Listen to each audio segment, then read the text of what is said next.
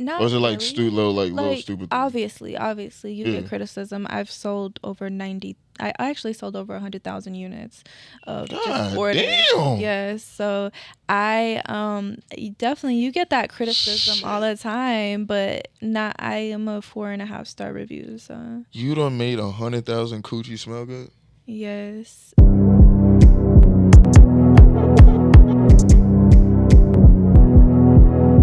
What made you decide that feminine products was the thing you wanted to get into?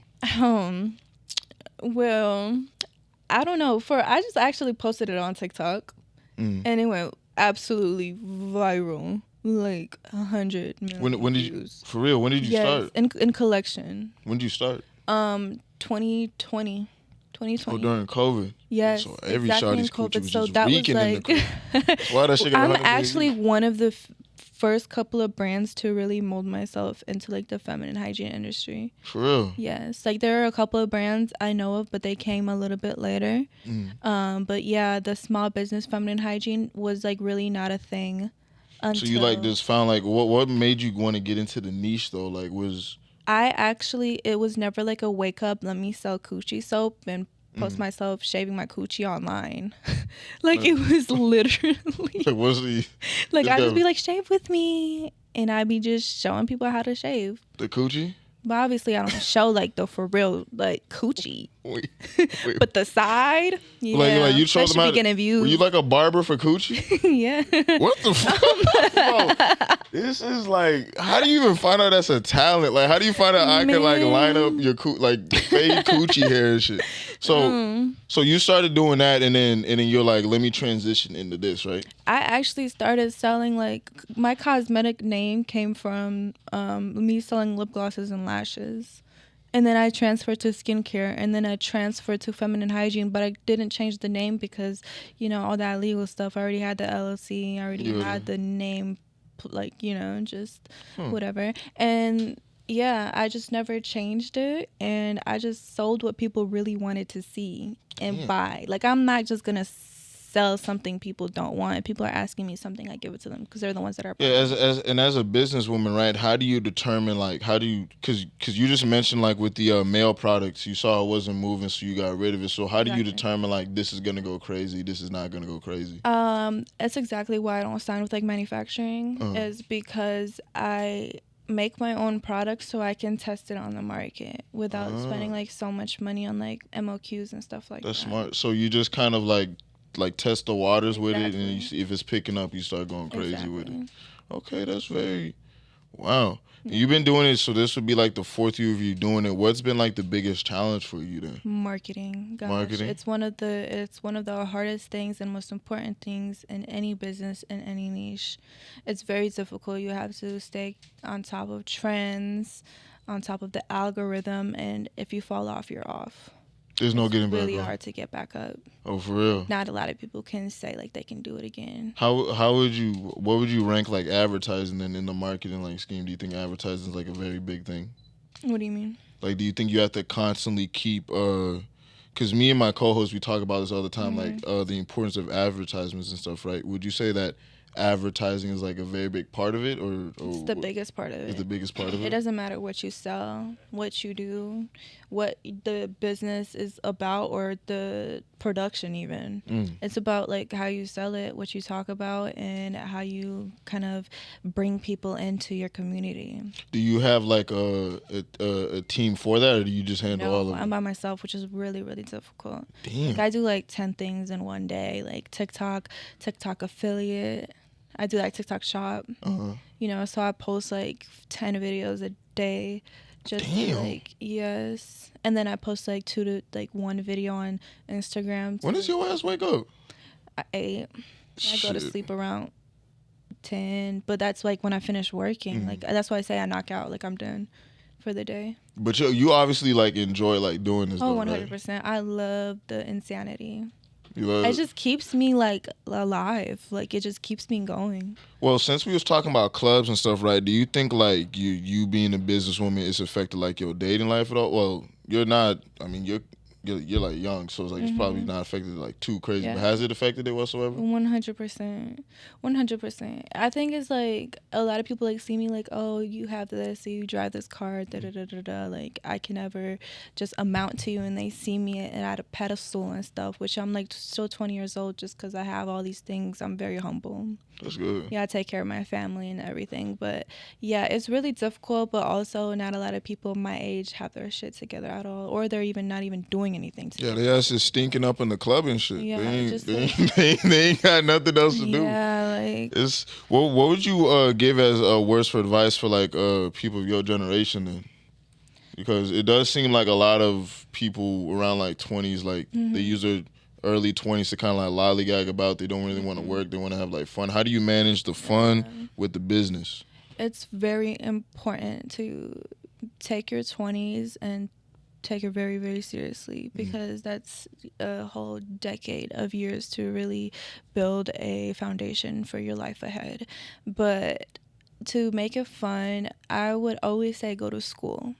Like I never went to college, but I would always tell people to go to school, because it's important if you don't know what direction you want to take in life to experience those classes and take those different classes and courses, you know, just to see what you're really passionate about, because the last thing you want to do is just like have no schooling, because I think college is also good for like social interactions. Exactly. I think it's great for networking. Yeah, because I think a lot of people, a lot of my friends that didn't go, like they're socially like all right, but like you can tell like they don't know how to go out and just talk to like random people, you know. If there was anything that you could change, like let's say same type of life, same type of everything goes crazy, would school be something that you would change? You wish you went to school? Is there anything else you change? Sometimes I find myself a little ignorant and dumb with some things, because I really can only know business. no like fact. I literally only know marketing. I only know how to start a business, but like if you tell me anything about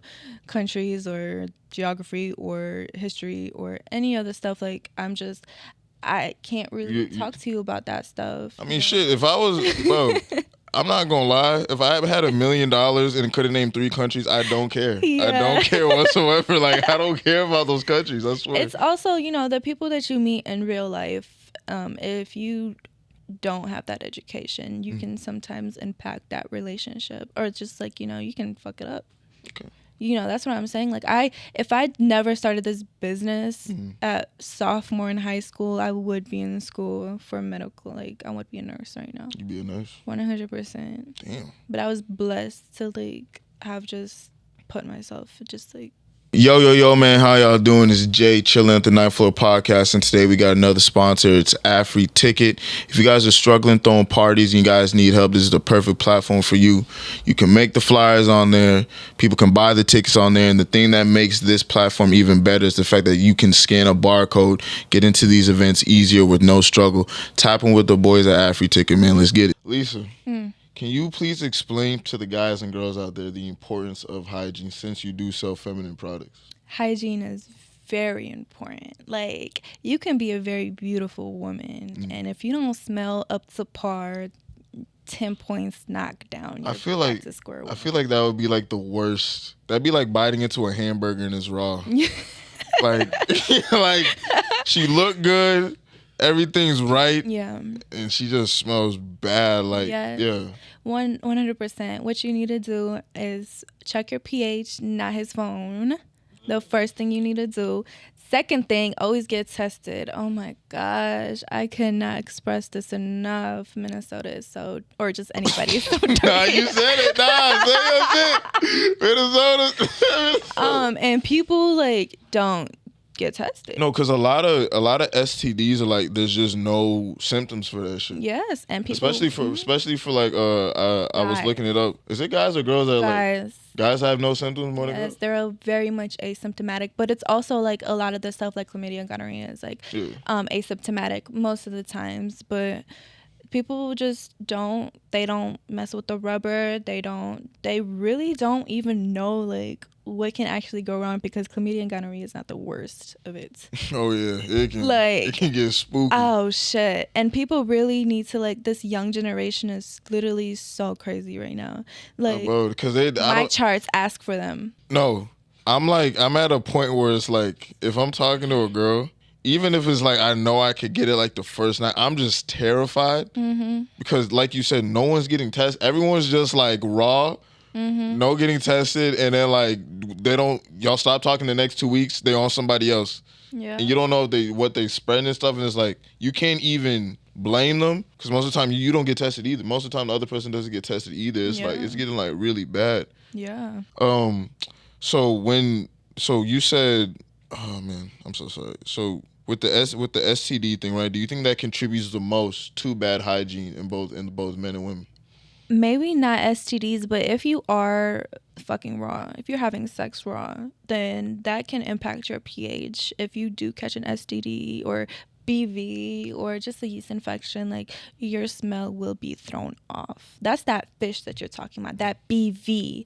But a lot of that time comes from the man messing up the girl's pH with their semen or with just their skin and just their... Do you think, like, let's say it's like a monogamous committed relationship. Let's say either I start smelling, you start smelling, right?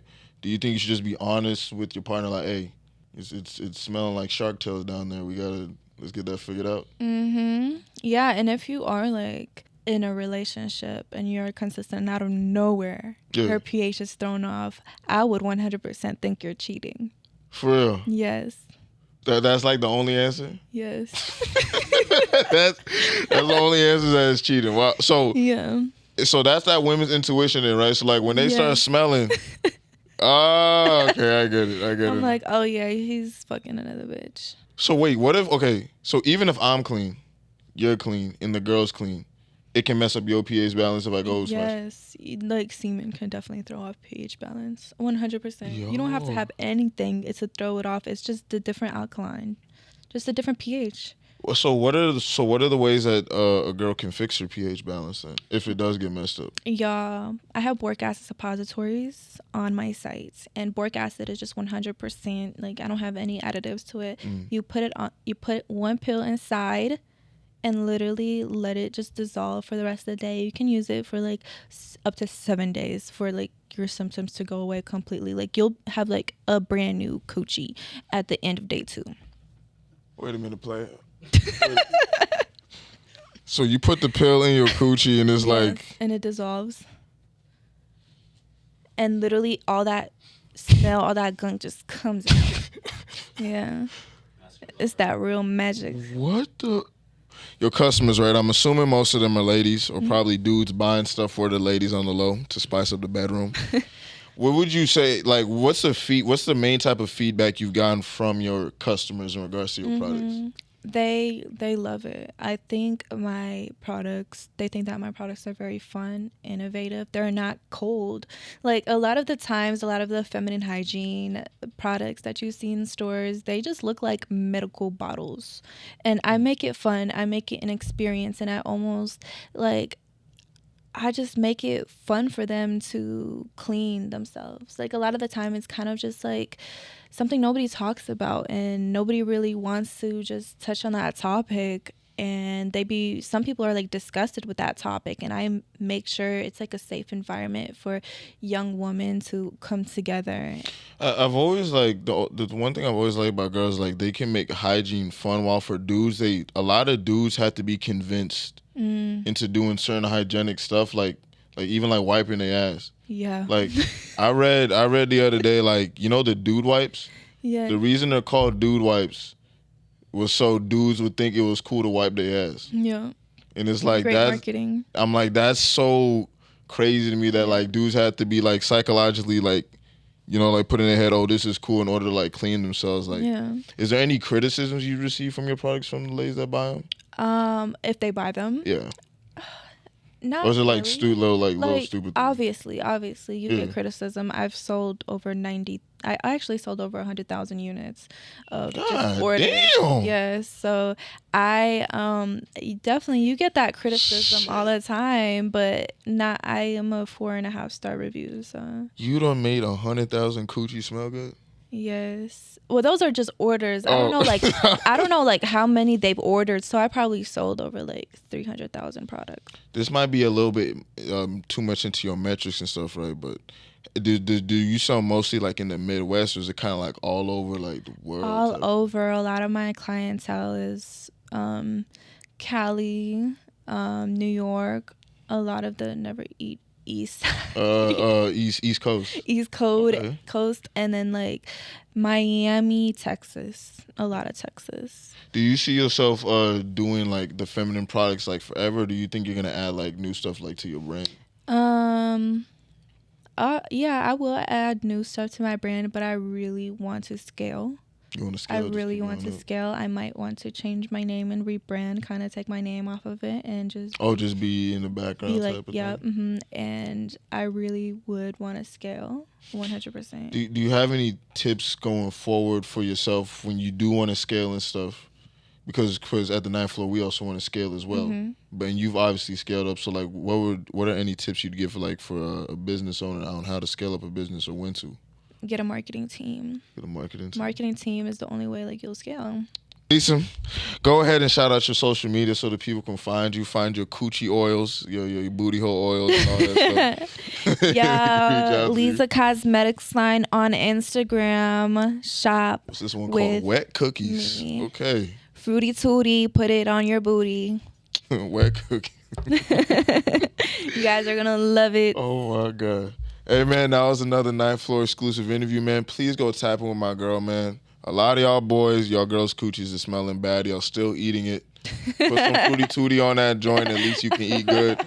Come to ninth floor so y'all can learn game the right way. Peace.